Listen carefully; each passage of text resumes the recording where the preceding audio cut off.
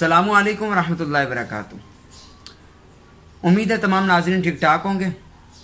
सुने कि एक शख्स ने असम्बली के अंदर खड़े होकर ये बात की है कि तमाम मज़हब बराबर हैं, किसी मज़हब को किसी मज़हब पर कोई फ़ोक़ियत हासिल नहीं है।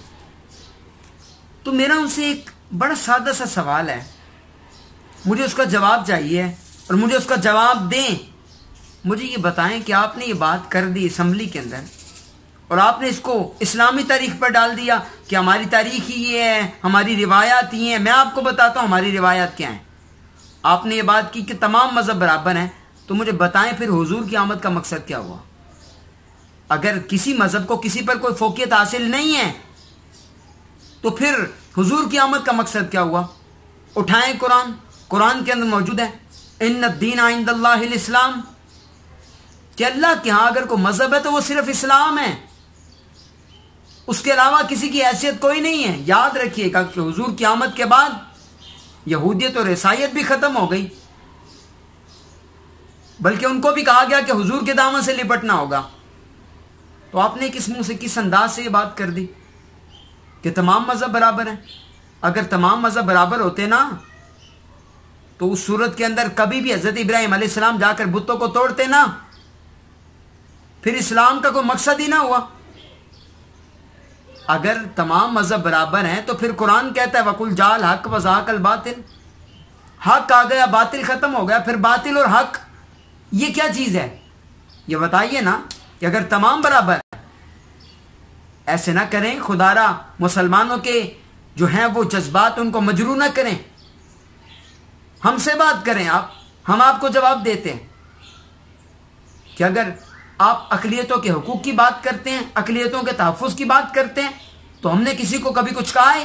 पाकिस्तान के अंदर यहूदी भी रहते हैं, ईसाई भी रहते हैं, कादियानी भी रहते हैं, तमाम रहते हैं। यहूदी यहूदी बन कर रहे हैं, ईसाई ईसाई बन कर रहे हैं, लेकिन किसी को हुजूर के बारे में या इस्लाम की हदूद क्रॉस करने की इजाज़त नहीं है।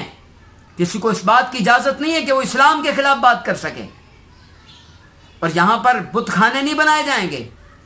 आपने क्या कि जरूर बनेगा मंदिर, मुसलमान इसकी इजाजत नहीं देंगे जो हुजूर सल्लल्लाहु का कलमा पढ़ते हैं। तुम्हें क्या हो गया? हर बंदा जिसका दिल करता है वो मुंह उठा के बात करता है। अपनी जुबानों को लगाम दें, अपने अंदाज जिंदगी को तब्दील करें।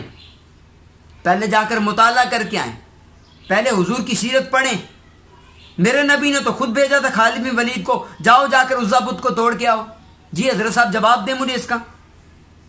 हुजूर ने खुद भेजा है, जाओ उज़्ज़ा को तोड़ कर आओ। और हजरत खालिद बिन वलीद ने जाकर उज़्ज़ा पर वार किया। उज़्ज़ा जानते हैं आप कौन है? इसका नाम तो कुरान में भी है।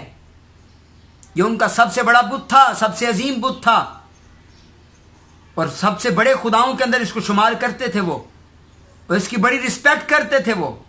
लेकिन हुजूर ने ये नहीं फरमाया कि वो रिस्पेक्ट करते हैं तो कोई बात नहीं। नहीं, मेरे रब के मुकाबले के अंदर इस मट्टी के बुत को लाया जा रहा है और मुझे कहा जा रहा है कि खामोशी इख्तियार करें। कोई बात नहीं, इसको सजदा कर रहे हैं, उनको करने दे। क्यों करेंगे भाई?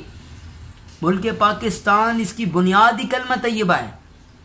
ये कलमा तैयबा की बुनियाद पर माज़े वजूद के अंदर आए। इसके अंदर हम ऐसे नहीं होने देंगे।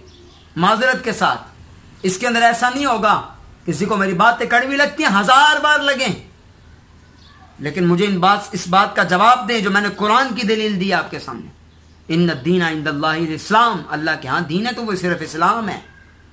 तो हज़रत खालिद बिन वलीद ने जब उज़्ज़ा बुत को तोड़ा था ना, तो आपके अल्फाज हैं किताबों के अंदर, फरमाया तिलकल उज़्ज़ा ला तुअबद अबदा, फरमाया ये उज़्ज़ा है। अब हुजूर आ गए हैं, अब क़यामत तक किसी उज़्ज़ा की इबादत नहीं होगी। आबदा का लफ्ज़ है हमेशा। तो मुल्क पाकिस्तान के अंदर आप कहते हैं जी मंदिर बना दें, और आप कहते हैं कि कोई बात नहीं चर्च बनाए जाएं। ये हुकूक हैं, ये हुकूक नहीं है। ये हुकूक की बात ये नहीं है। अगर आप हुकूक की बात करते हैं तो मेरे करीम आका अलैहिस्सलातु वस्सलाम जो इंसानियत को हुकूक दिए वो किसी ने भी नहीं दिए। मेरे नबी का अंदाज ये है कि मेरे करीम आका अलैहिस्सलातु वस्सलाम फतह मक्का के मौका पर भी हुजूर अलैहिस्सलातु वस्सलाम ने एक गुलाम को काबे की छत पर खड़ा कर दिया और दूसरा गुलाम जो हुजूर अलैहिस्सलातु वस्सलाम के साथ सवार है। आप किस तरह की बातें करते हैं?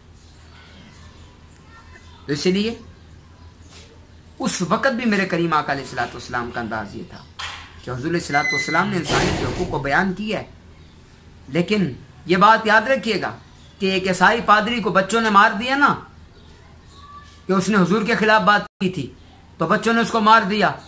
वो हज़रत उमर के बारगाह के अंदर मुकदमा लेकर आ गए। हज़रत उमर क्योंकि बहुत ज़्यादा आदिल और मुनसिफ हुक्मरान थे, लेकिन आपने ये नहीं कहा कि ऐसा क्यों किया है। आपने फरमाया क्या हुआ है? उन्होंने कहा जी इन्होंने हुजूर के बारे में बात की है, इस्लाम के बारे में बात की है। तो आपने फरमाया कि इसको उठाकर ले जाओ, इसका खून रायगा हो गया, इसके खून की कोई कीमत नहीं है। तो उसी के खून की कीमत होगी जो हुजूर इस्लाम का एहतराम करेगा, जो इस्लाम का एहतराम करेगा। तो ये अक़लियतों के हुकूक हैं। आप किस तरह की बातें करते हैं? आप पहले दीन पढ़ कर आए, उसके बाद आकर बात करें हमसे। और मेरा ये जो पैगाम है मेरे भाई, इसको आगे पहुंचाएं ताकि सब तक ये बात पहुंचे, उनको पता चले कि गैरत मुस्लिम आज भी जिंदा है, आज भी इस्लाम के नाम पर बात करने वाले मौजूद हैं। अल्लाह सबको अमल की तौफीक अता फरमाए।